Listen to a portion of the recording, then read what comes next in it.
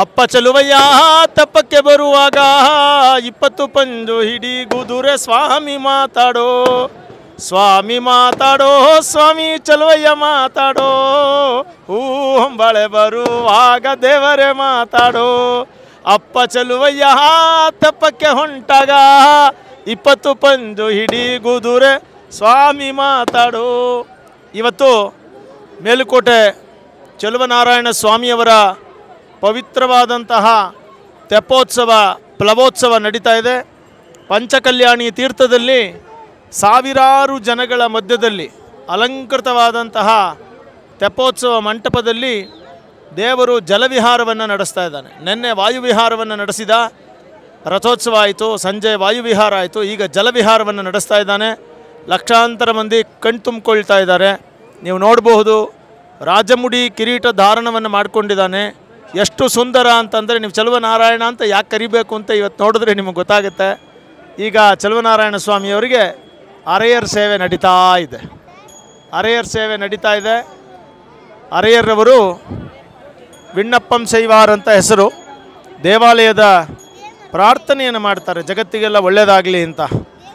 ಜಲವಿಹಾರವನ್ನು ಮಾಡ್ತಾ ಇರೋ ದೇವರ ಹತ್ರ, ದೇವರೇ ನೀನು ನಮ್ಮೆಲ್ಲರಿಗೂ ಒಳ್ಳೆಯದನ್ನು ಮಾಡಿ ಅಂತ ಮಾಡ್ತಾ ಇದ್ದಾರೆ. ಅರೆಯರ್ ಸ್ವಾಮಿಗಳು ನೋಡಿ ನೀವು ಕಪಾಯಿಯನ್ನು ಧರಿಸಿ ಇದು ಮಾಡ್ತಾ ಇದ್ದಾರೆ. ದೇವರಿಗೆ ಈಗ ತಿರುವಾರಾಧನೆ ಆಗ್ತಾ ಇದೆ.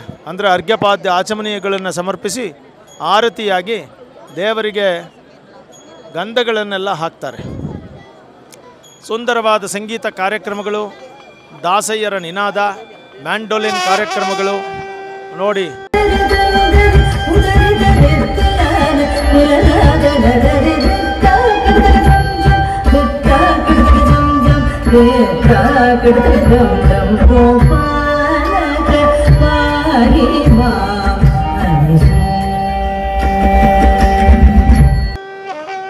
ಈ ರೀತಿ ಶಬ್ದಗಳು, ಓಂಕಾರ ಶಬ್ದಗಳು, ಶಂಖಧ್ವನಿಗಳು, ಗೋವಿಂದ ನಿನಾದಗಳು ಮಧ್ಯದಲ್ಲಿ ಎಲ್ಲವೂ ತುಂಬ ಚೆನ್ನಾಗಿ ನಡೀತಾ ಇದೆ.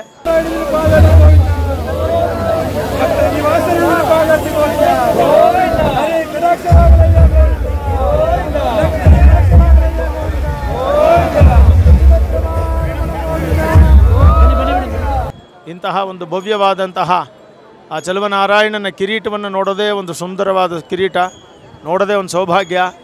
ಅಲ್ಲಿ ನೋಡ್ಬೋದು ರಾಜಮುಡಿಯನ್ನು ನೀವು ನೋಡಿದ್ರೆ ಎಷ್ಟು ಸುಂದರವಾಗಿದೆ ಅಂತ ಹೇಳಿದ್ರೆ ರಾಜಮುಡಿ ಕಿರೀಟವನ್ನೇ ಒಂದು ರೀತಿಯಲ್ಲಿ ನೋಡ್ತಾ ಇರ್ಬೋದು. ಸೊ ಹಾಗೆ ಕಲ್ಯಾಣಿ ನೀರನ್ನು ಪ್ರೋಕ್ಷಣೆ ಮಾಡಿಕೊಂಡ್ರೆ ಸಾಕು. ಗಂಗೆಗಿಂತ ಪವಿತ್ರವಾದದ್ದು. ಯಾಕೆಂದರೆ ಇದು ಪಾಲ್ಗುಣ ಮಾಸ. ಎಲ್ಲರಿಗೂ ಮಂಗಳವಾಗಲಿ, ಎಲ್ಲರಿಗೂ ಚೆಲುವನಾರಾಯಣ ಸ್ವಾಮಿಯ ಅನುಗ್ರಹ ಸಿಗಲಿ. ಶ್ರೀಮತೇ ರಾಮಾನುಜಾಯ ನಮಃ.